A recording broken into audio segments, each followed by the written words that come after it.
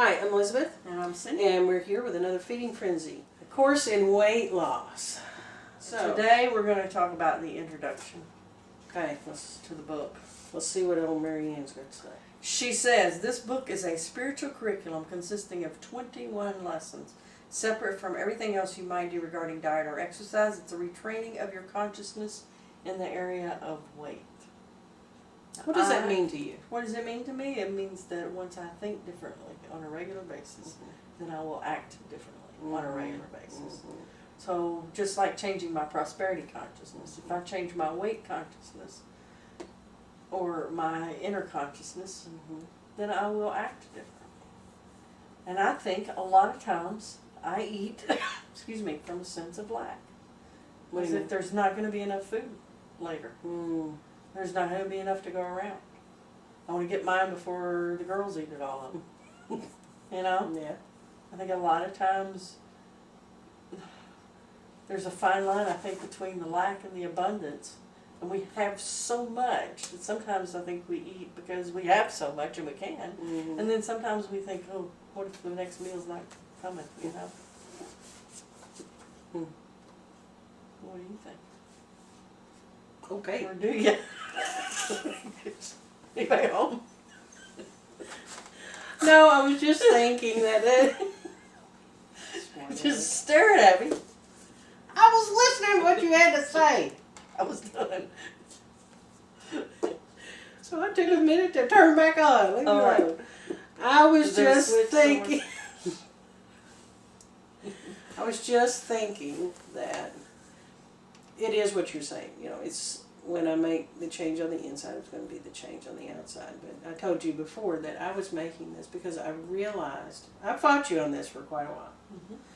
But I realized that if I believe that God is in everything, then the food I eat, God is there as well. So I need a new relationship with God in the food that I eat, in the way that I nourish my body. And I recognize now that I need the new relationship with God, not with the food, with God, as far as that is concerned, because that's basically what I'm talking about. If I believe that God is in everything, then God is in the food that I nourish my body with as well. And I know that that's going to change as soon as I approach that relationship differently. If I start looking at what I put in this physical body as nourishment, not only for the physical body, but also the spiritual body, then I'm going to look at it differently, and I'm going to approach it differently, and therefore I'm going to have a different relationship with it. That's good. I'm impressed. Well, yeah, me too. Okay. On your own, you might have changed your conscious thinking, but you alone cannot change your subconscious.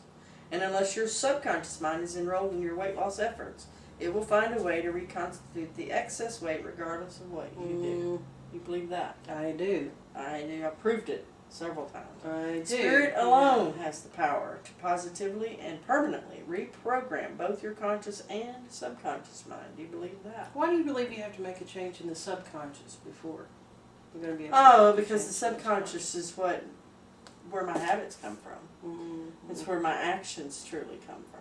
You know, it's hard for me to make actions. I can make conscious actions, but not regularly and consistently.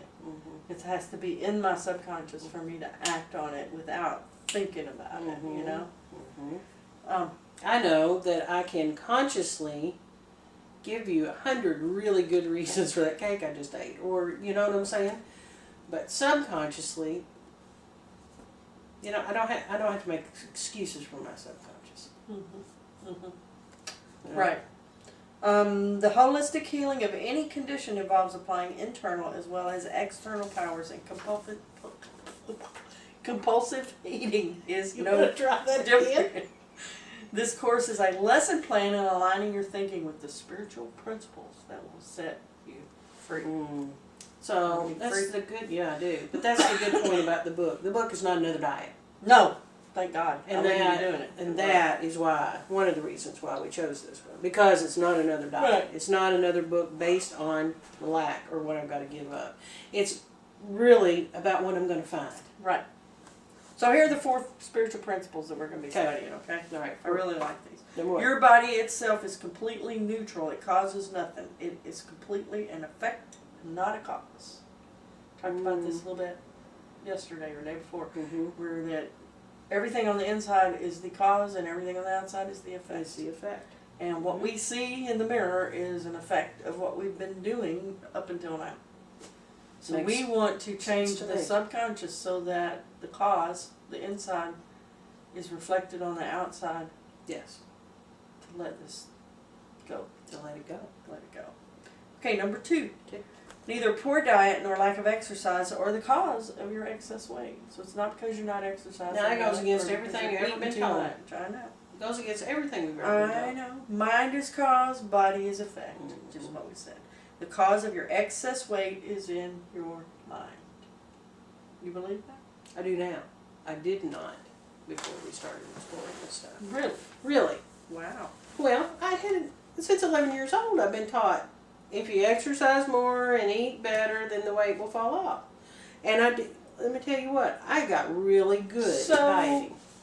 There are some people, though, who do make it fall off by exercising. Yeah, but they don't keep it off. Well, that's true. They don't keep it off. That's If what they you do, they have to start. keep exercising. That's when you start a yo-yo. Right. And literally a regime of putting it on and taking it off. That's what the I would yo-yo think this is. was a bunch of hogwash if there weren't skinny people walking around here who never think about it and who don't have to work at it all their lives. Yeah. Okay. That's where I want to get.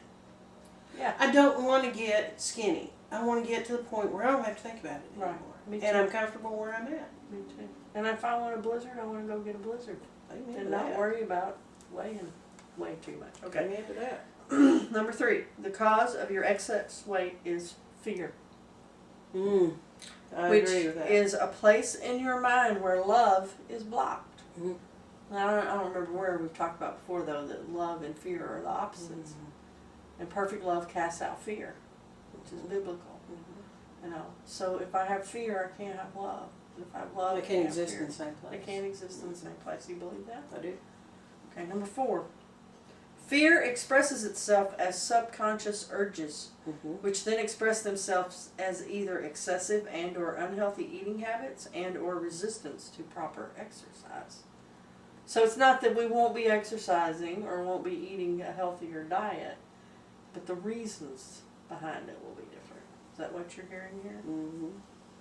Okay. The ultimate effect of this, that is excess weight, will only be permanently and fundamentally healed when the fear itself is rooted out.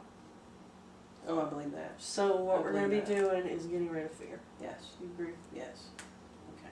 The purpose of this course is to root out your fear and to replace it with an inestimable love. What was that saying? Yeah, I'm ready for that. This course is not about your relationship with food, it's about your relationship with love. Mm-hmm. For love is your true healer.